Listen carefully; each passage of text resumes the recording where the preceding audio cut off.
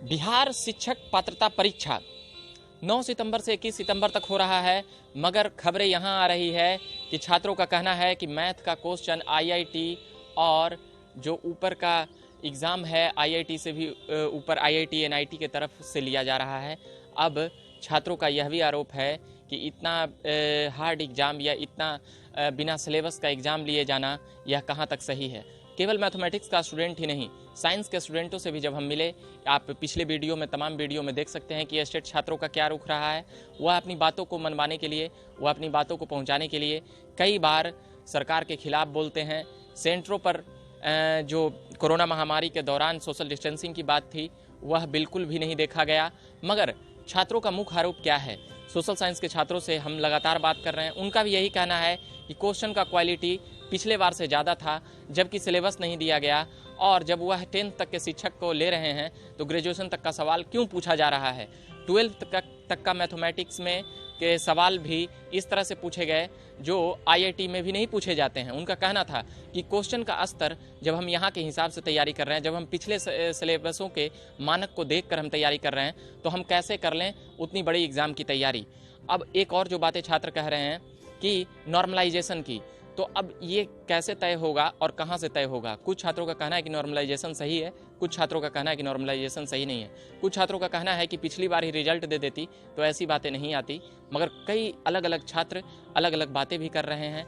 अब एक और बातें आती है कि कोरोना महामारी के दौरान इस तरह से एग्ज़ाम कराना और सोशल डिस्टेंस न मेंटेन करना, यह भी सरकार को आरोप के तौर पर घेरे में लेती है।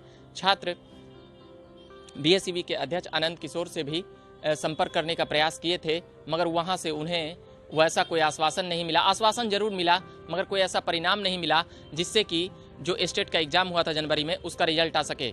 अब जो और भी छात्रों का बातें आ रही है इधर उधर का कि हमारा जो सेंटर है वह इतना दूर क्यों है। हर जिले का एक 300-400 किलोमीटर भी कई छात्रों को दूरी तय करना पड़ रहा है। कुछ छात्रों का यह भी कहना है कि ऑनलाइन एग्जाम लेने की वजह से जो मॉस है, जो वहाँ पर बताने वाले लोग हैं, उसके बाद भी बताने के बाद भी कुछ छात्रों का, सभी छात्रों का नहीं, आजकल कंप्यूटर में बेसिक जानकारियाँ सबके पास है, मगर जो कुछ छात्र हैं, सभी छात्रों का कहना सही नहीं होगा, मगर नामात्र के छात्र ऐसे भी हैं जो पढ़ाई में तेज हैं मगर वह कंप्यूटर चलाने में अक्षम हैं।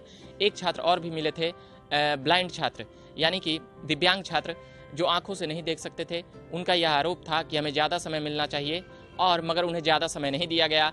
ऐसे कई छात्र मिलने का सिलसिला लगातार जारी है। कॉल और मैसेजेस के जरिए सारी इन्फॉर्मेशन देने का कई छात्रों ने प्रयास किया है। हम उन तमाम छात्रों की बातों को रखने के लिए अभी आए थे और भी छात्रों की बातों को हम रखेंगे। सोशल साइंस के छात्र अभी हम उनसे मिलेंगे और क्या बातें हैं उनकी, उनसे भी जानेंगे।